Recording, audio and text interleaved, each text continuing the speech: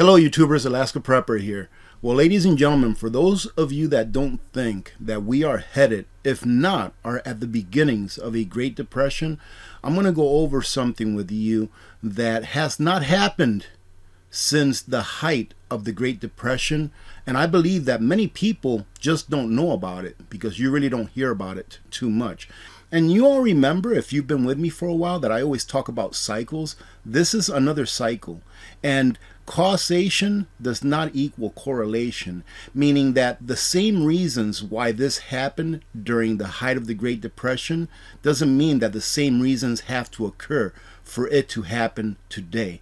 And what happened last year that hasn't happened since 1932 is that Americans' disposable income, meaning what they spent, fell by more than $1 trillion. But the GDP doesn't really show that. The GDP that came out for last year, I believe it was like 2.1%. Well, that's what they want you to think. But I'm going to show you how it's actually less than that. And if we have a GDP year over year that's in the negative, that means pretty much that we are in a depression. You remember that the old definition for a recession is that you have 2 quarters of negative GDP, and we had that in the first and second quarter of last year, 2022. But they said, no, it's not really a depression. Even though the definition matches what's actually happening, it's not really a recession. I think I said depression back then. Well, here I'm going to show you how our GDP for last year, for 2022, is actually in the negative. And you need to be preparing for this because this is going to come whether you like it or not. Mathematics doesn't care who you are. Mathematics is going to play out the way it plays out because there's no changing it. You can't change the definition of 2 plus 2 equals 4 because 2 plus 2 equals 4. No matter how many times you try to change the definition of what it equals, it doesn't matter. Math doesn't care. Economic conditions are much worse than you are being told, and that is so true, ladies and gentlemen.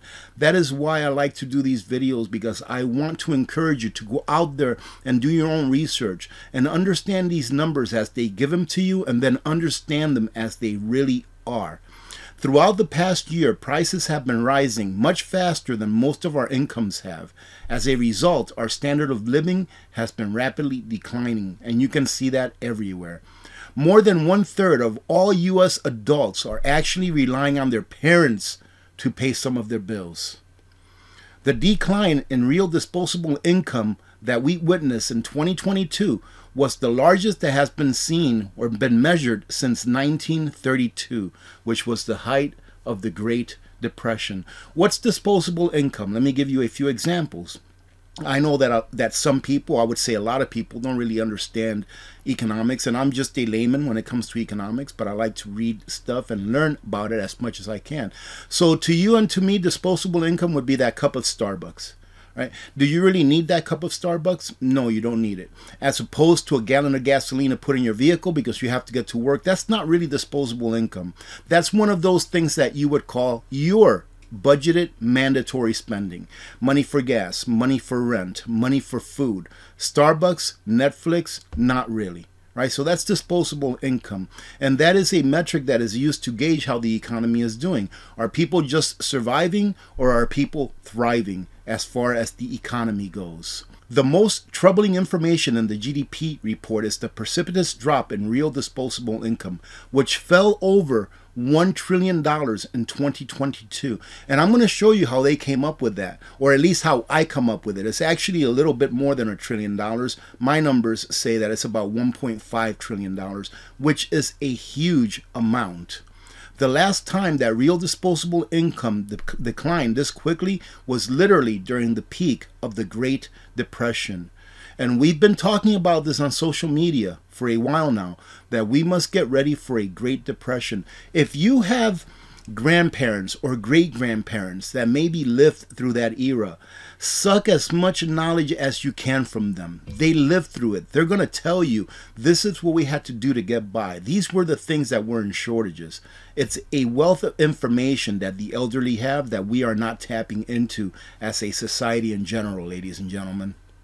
And in addition to disposable income, people are not even having those mandatory spending requirements met with their current salaries. Subprime auto borrowers that are at least 60 days behind on their car payments surged to the highest level that we have seen since 2008.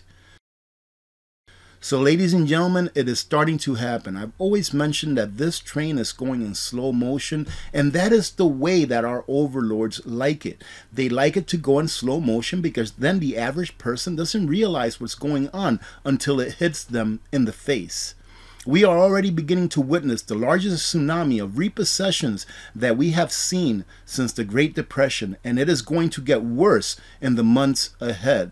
Earlier this year, I believe early in January, I said something about that. If you're looking to buy a vehicle, wait 6 months. Not because you're a predator, not because you're waiting for someone else's misfortunes to come true before you can go out there and buy a vehicle and save some money on it, but because they're going to get repossessed anyways, ladies and gentlemen.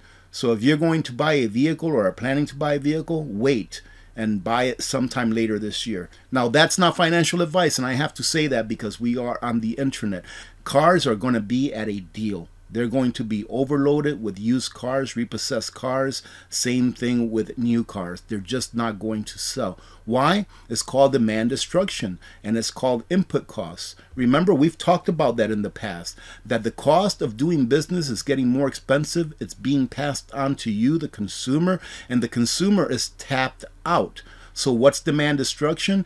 Is when the prices of things that are being sold in the economy have to be dropped because people just don't have the money to buy it, so they stop buying it.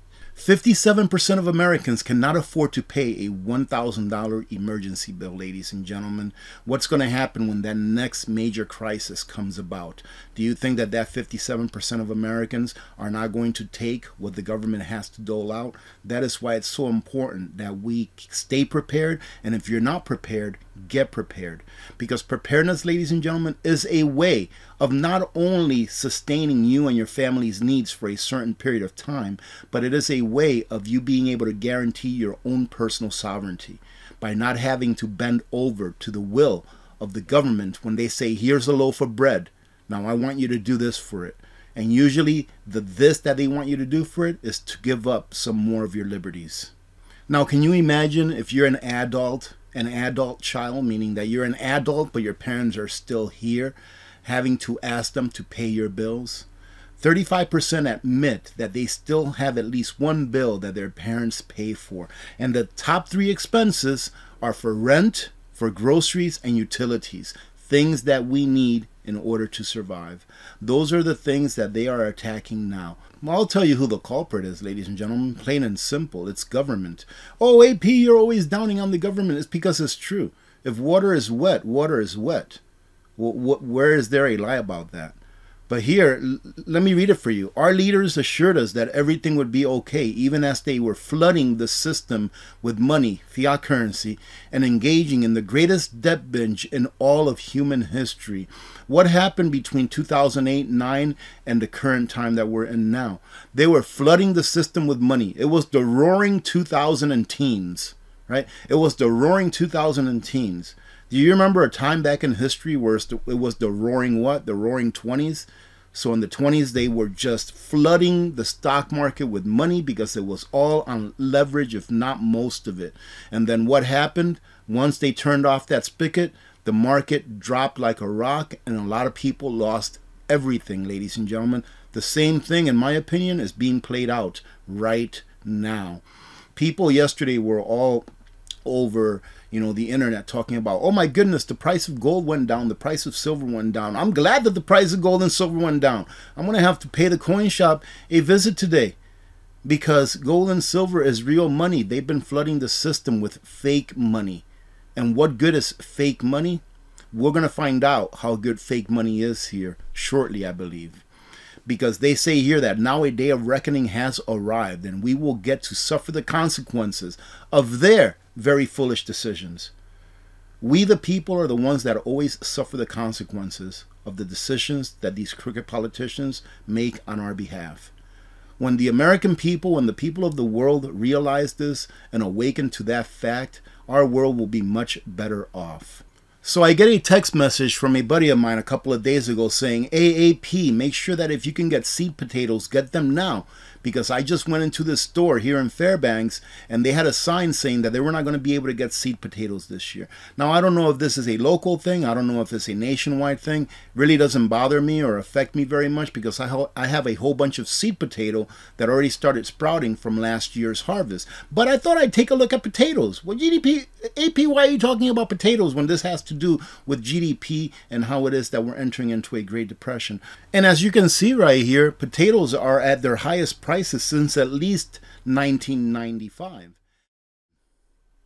Now, I didn't pull up any of these sites, but I did go back and I took a look at our potato inventory, our potato stock nationwide. And it really hasn't changed by that much over the last 3 or 4 years. It's changed by maybe like 4%. So this year's stock that we have now going into 2023, it's about 4% or so less than it was last year. But does it justify a 25% or a 30% increase in price?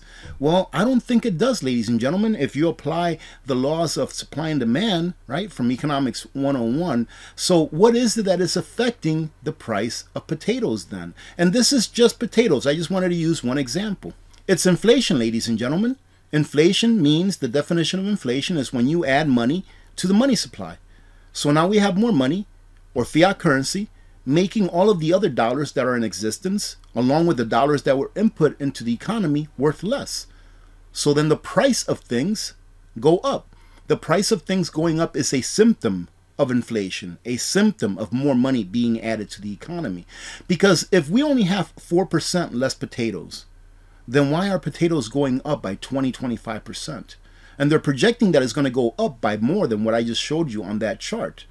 Well, ladies and gentlemen, because inflation is not 8.38%, it's a lot higher. They like to jig these numbers so that you can feel good. If they told you that inflation was 17, 20, 21%, people would be panicking. People would be buying everything that they can because they knew that next month, next year, that same item was going to be 50, 60% more. Let me explain to you really quick why it is that if we have, let's say we have a real inflation rate of, let's just pick 10% to make it simple. Why it is that you're going to end up paying more than 10% for those items because we live in a credit-based economy.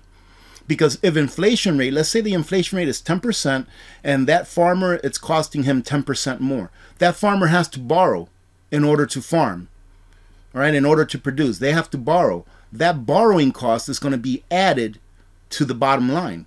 So now you're not only are you paying for the inflation, but you're also paying for the input costs of the farmer because they have to take out credit, of the wholesaler because they have to take out credit. So the banks are getting very wealthy just off of inflation alone, ladies and gentlemen. So in the end, that 10% inflation, let's say, is going to end up costing you twice as much, 20, 25% more. Does that not make sense? Take a look at the price of things as they've gone up in the last year in 2022, where they say that we had inflation of 8.38% averaged out. Do you think that things have gone up maybe 2, 3, even 4 times more than that? It's because people have to borrow money in order to do business in the economy in which we now live in.